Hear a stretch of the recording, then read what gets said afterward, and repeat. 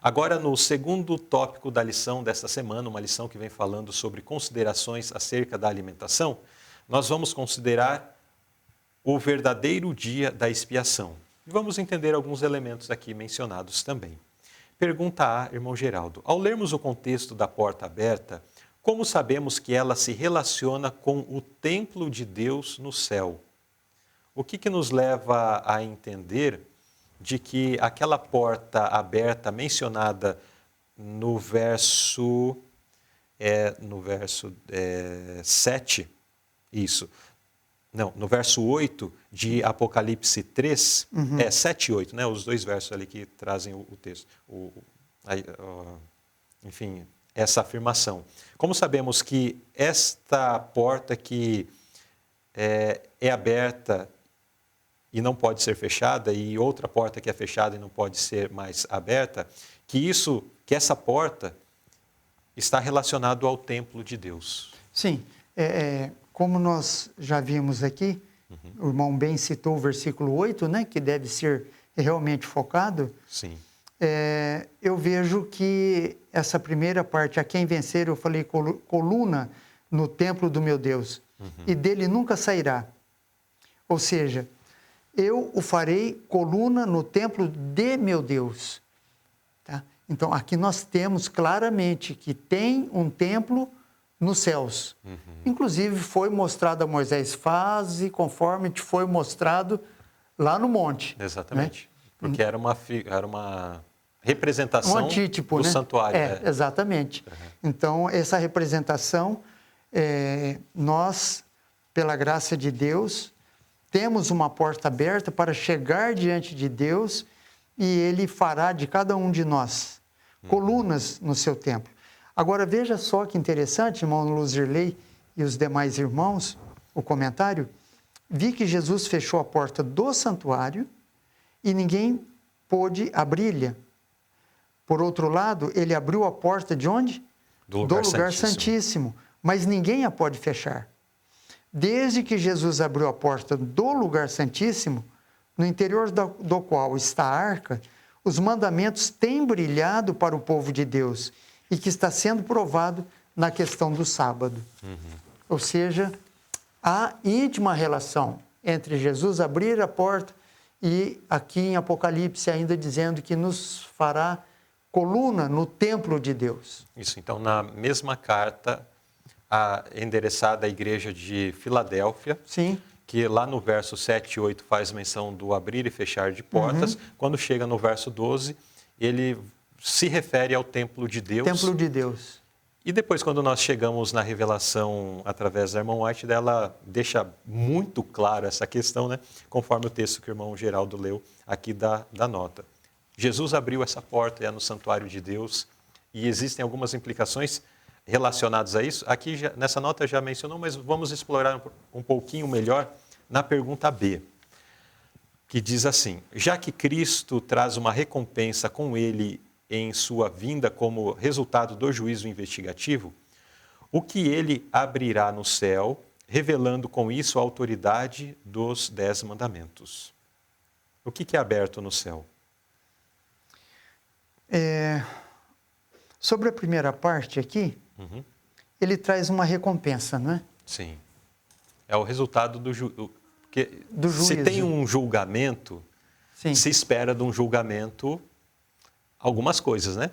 Absolvição ou condenação. Então, agora ele traz essa, enfim, a recompensa, pelo menos para os salvos, né? Sim, porque aqui ele cita, né? Sim. Eu achei muito interessante essa primeira parte.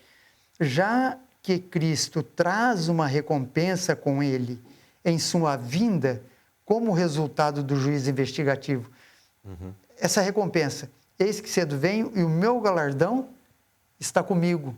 Então, é um galardão. Sim. Né? O que ele abrirá no céu? Olha, nós temos aqui o versículo 19 de Apocalipse 11, muito claramente falando, e abriu-se no céu o templo de Deus, e o que foi visto? A arca do seu concerto. A arca do seu concerto. E houve relâmpagos, vozes e trovões.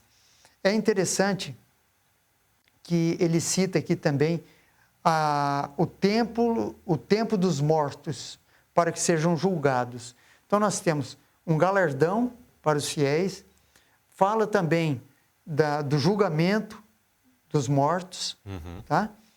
E para dar o seu galardão aos profetas, e no versículo 19, essa arca que foi aberta, né? E é claro que nós sabemos que raios de luz fugiam da arca aberta, porque ali está os 10 mandamentos da lei de Deus.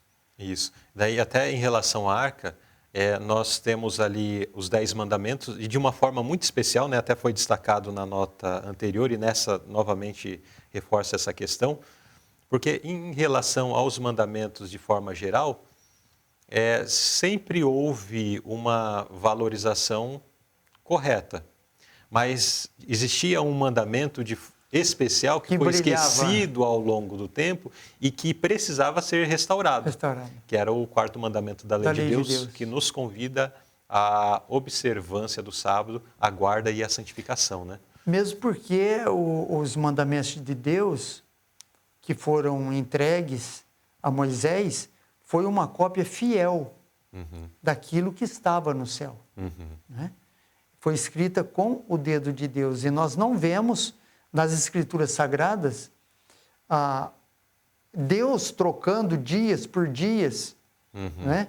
Trocando o primeiro dia da semana, né? E tirando o sábado e colocando o primeiro dia da semana, ou fazendo subdivisões aí de mandamentos para fechar os 10. Não, de forma alguma. E desse santo dia de sábado, nós o veremos no futuro, quando Cristo voltar, quando essa lei aparecer nos céus. E ali veremos o santo sábado com um brilho especial. Exato. Agora, na carta aos Hebreus, nós temos ali a apresentação, lições já anteriores que estudamos exploraram esse assunto, mas somente para frisar aqui também, que dentro da arca, além da lei, existia a vara de Arão que floresceu, trazendo um significado em relação a um ministério que Deus tem organizado nessa terra, né, que é o seu povo, e também o pote de maná, representando algo que nós vamos ver nessa lição. A partir já da próxima pergunta. Exatamente, né? Então, chamando a atenção também para a questão alimentar. Mas daí vamos à pergunta C. Que tipo de restrições alimentares existem durante este verdadeiro dia da expiação em que vivemos? Então, estamos vivendo no verdadeiro dia da expiação. Esse período que foi mencionado até na pergunta anterior, né, do juízo investigativo. Desde 1844, estamos vivendo esse período. Agora, lá no passado, nesse dia, também existia, no caso, até a privação de alimentação durante o dia da expiação, conforme foi visto já na lição da semana anterior, né? Se praticava ali o jejum. Então, o dia da expiação era um dia de restrição alimentar. Mas para nós, o que isso significa? Será que precisamos estar em jejum já há 170 e quase 9 anos? Já teríamos morrido, né? Sem sombra de dúvida. Mas então o que reflete para nós? Porque daí não vai ser um jejum literal, uma abstinência permanente por dias, semanas, meses e anos, porque seria impossível, né? O que significa para nós? Como eu estou na área de saúde, eu posso exemplificar aqui. Você vai fazer uma cirurgia, não é? Você não entra nessa cirurgia, seja ela qual for, com o estômago locupletado, cheio, em hipótese alguma. Jamais. Ele faz, dependendo da cirurgia, jejuns e jejuns, né?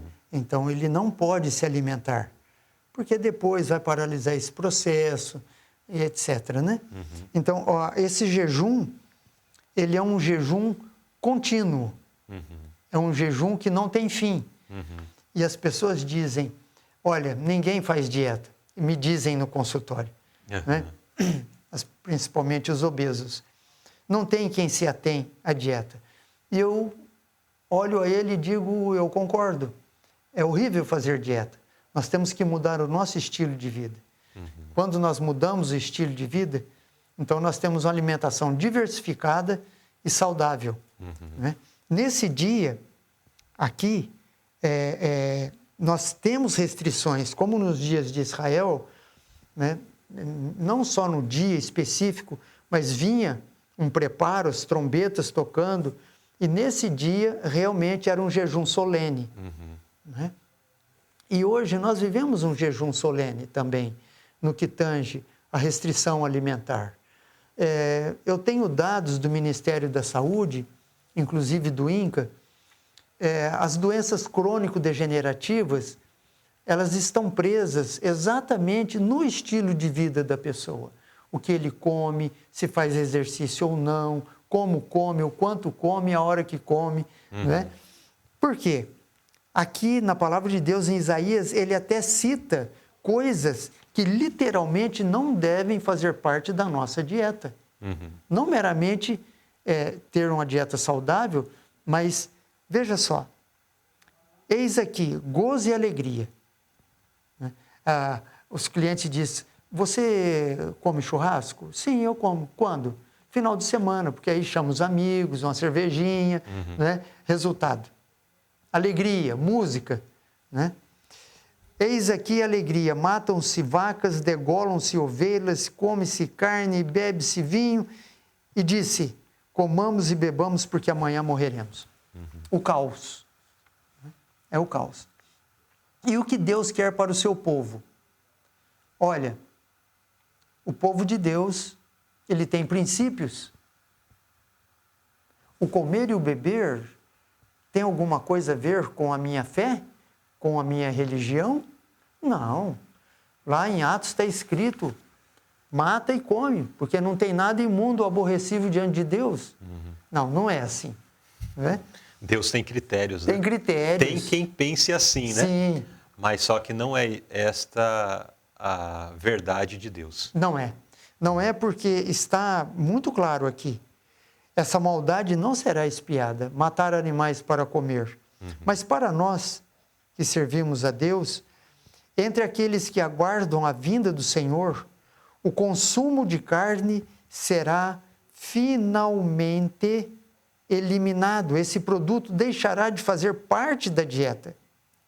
Ou seja, Deus chamou um povo, ele deu a mensagem de saúde em 1863, na casa do irmão Willard, isso nos Estados Unidos, e ela recebeu, a profetisa recebeu, que a carne não faria parte da dieta do povo de Deus. Por quê? A reforma pró-saúde não é uma questão de coma ou não coma. A reforma de saúde, o principal foco é que tenhamos uma mente lúcida, clara, para entender o sacrifício de Cristo. Ela mesmo diz, não há 1 em 20 que entenda o assunto da justificação pela fé. Então, a pessoa fica com a mente obnubilada, mesmo sem carne. Exemplo, o excesso de açúcar, produtos industrializados, ultraprocessados, refinados, falta de exercício físico, tudo isso leva, no dia da expiação, a achar que tais alimentos não tem problema. Porque um mal chama outro mal. Aqui ela diz que o consumo de carne leva ao desejo por bebidas alcoólicas. Veja. Sempre está atrelado, né, a questão do comer a carne com o consumo, né? O consumo. Sempre fala comilões e beberrões. Beberrões. Sempre juntos. Sempre. Muito bem. Então, neste segundo tópico, vimos um pouco mais sobre o verdadeiro dia da expiação e já começou a introduzir algo relacionado ao estilo de vida, especialmente a alimentação do povo de Deus durante esse grande dia da expiação, período que estamos vivendo desde 1844, chamando-nos a atenção, e os próximos tópicos vão reforçar isso, a necessidade de mudarmos o nosso estilo de vida, a nossa alimentação, para que a nossa mente realmente consiga estar em paz, tranquila, clara, para acompanhar as cenas do santuário celestial do juízo investigativo.